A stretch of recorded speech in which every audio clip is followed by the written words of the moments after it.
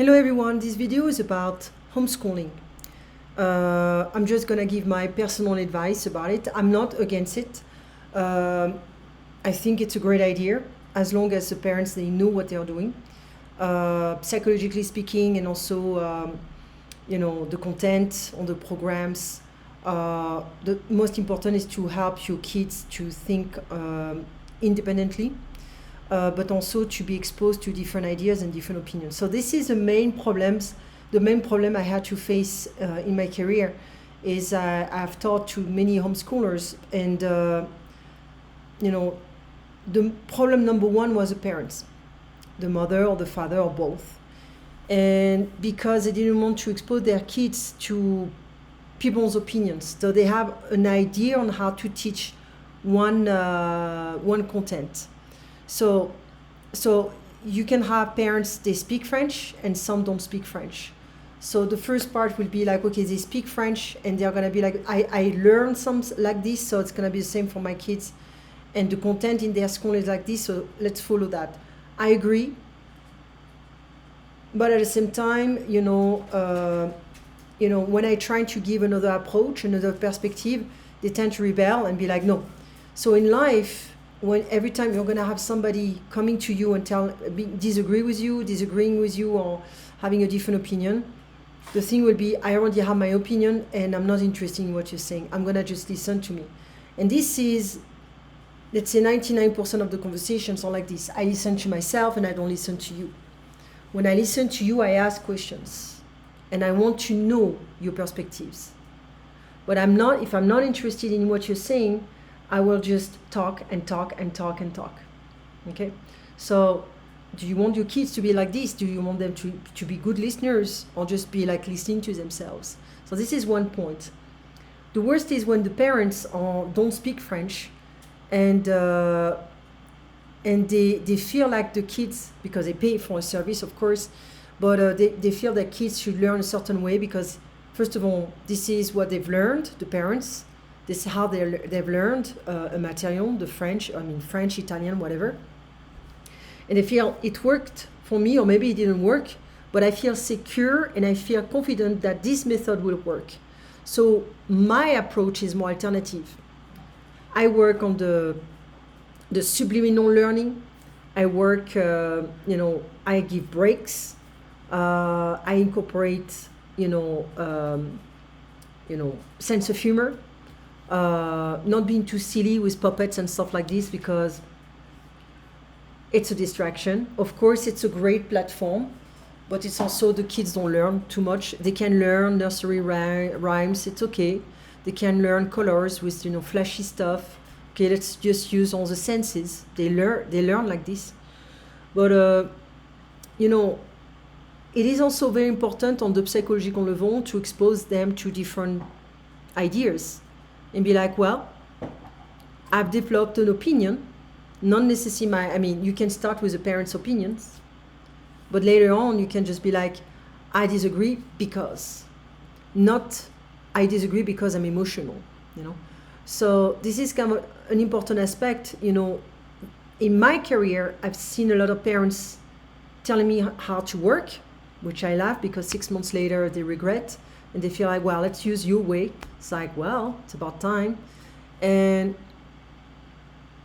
But I had a lot of parents who were really strict with their kids, and they didn't give a lot of freedom, mental freedom, to their kids. So it's like, so in psychology, this work is based on a very famous psychologist. I think she's American, and her name is Carol Dweck.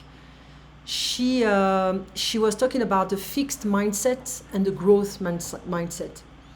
So let's say 99.9% of the parents focus on the fixed mindset, many results. Okay. So the results will be the grades. Does she speak French? Okay. That is my goal as well. I want you to speak French. But the process is also very important. The process should be enjoyable, except if you prepare for an exam. I had some parents not too long ago, they were saying, that was like a bit ambivalent. It was a bit the communication was not really straight, not like unclear, but straight, because the mother didn't want, she was not really happy that the kids will train for an exam, and the dad wanted them to train for an exam. So I was like, well, if they train for an exam, we need to study. Okay, the kids, after 2 years of taking classes with me, couldn't remember the basics. They remember some vocabulary, but they don't remember the verbs. So I was like, you know what, I cannot work with this, because my work is like sabotaged by the parents. So where can I go? Okay, so you're going to have another teacher and another one and another one, until you realize, but the problem doesn't come from the kids. It's like, if the parents allow the kids to be free and to learn with fun, okay, but let's not pretend that we have to prepare for an exam. So we are mixing like the growth mindset and the fixed mindset. So what does that mean? A fixed mindset will focus on the grades, okay? An exam. So you are focusing on a screenshot of your life. It's like, did you sleep well for this exam? Where you find, did you eat well? Were you sick? Or, it's a screenshot of your life, and it doesn't represent you. In France, we do this. That's the strategy. And the growth mindset would be more like, the process you are studying is the most important. You were probably aiming A, but you got a B. It's fine. I do that with my daughter. She has perfect grades, but I tell her, look, we study, a tiny bit every day. A tiny bit every day.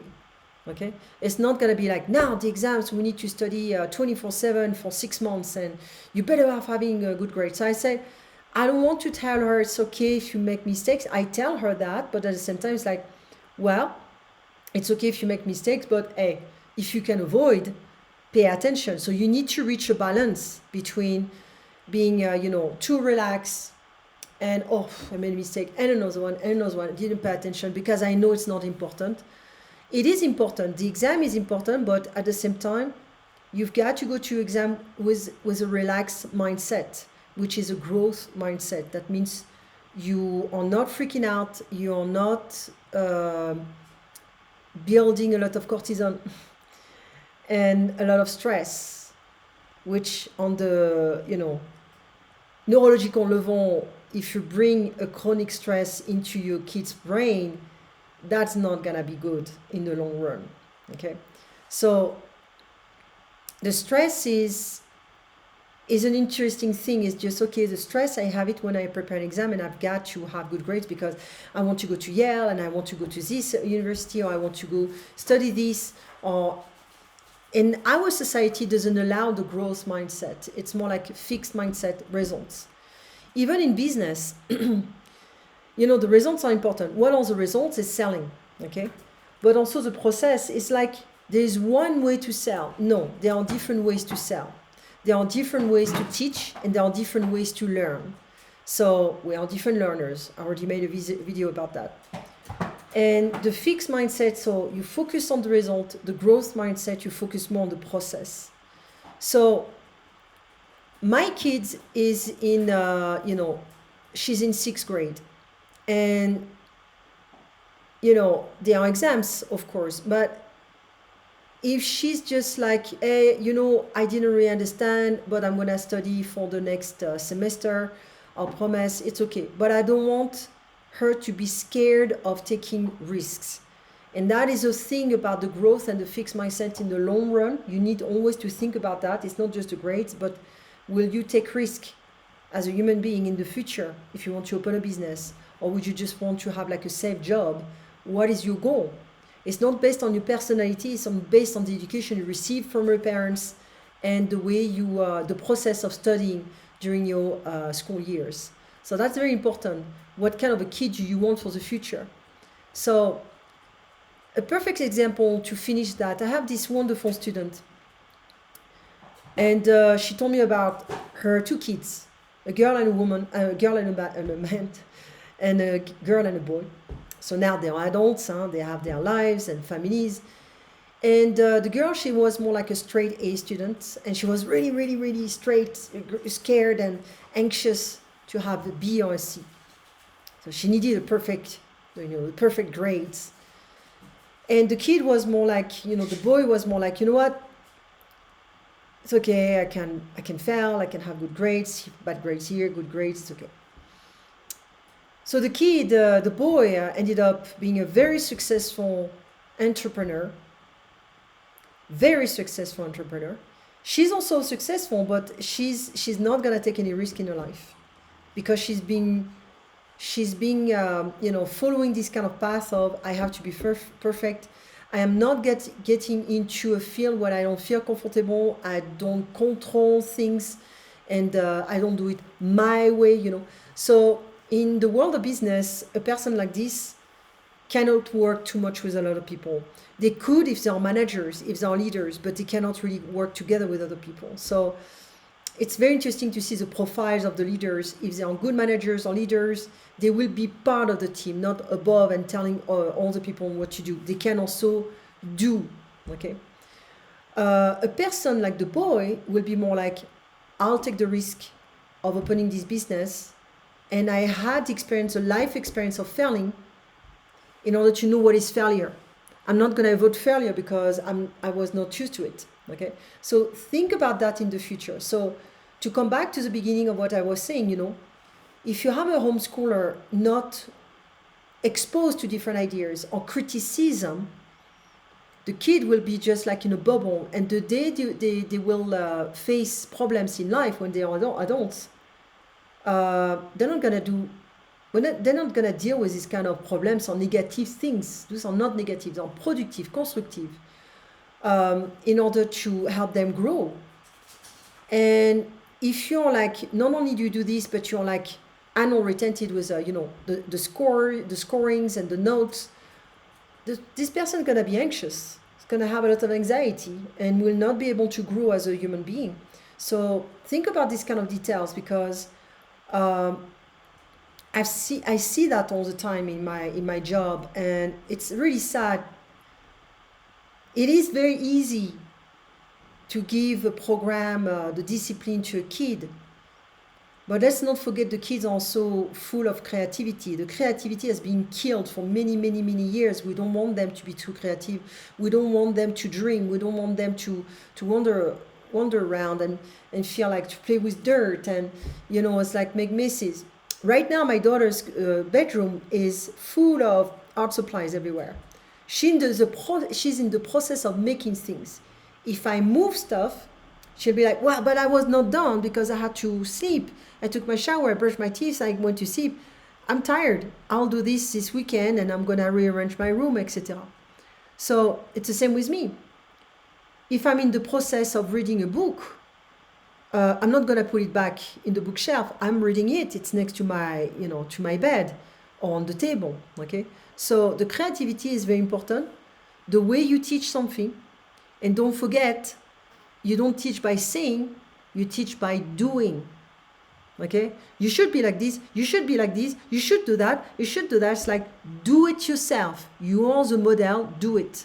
So I teach by doing.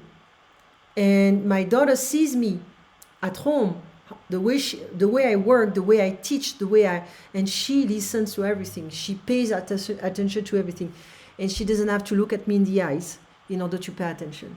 Okay, kids are like this. They don't necessarily have to look at you in the eyes in order to learn something. Okay, because I see sometimes some parents like, look at me, you're not paying attention. It's like, we have a lot of French like this, so the French education is not always the most perfect in the world.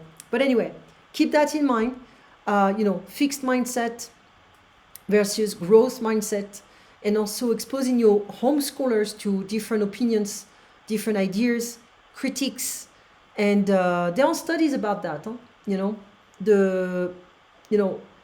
Negative emotions, if you want, negative emotions help people to problem solve and to be more creative. It doesn't have to be a chronic stress every day, but time to time.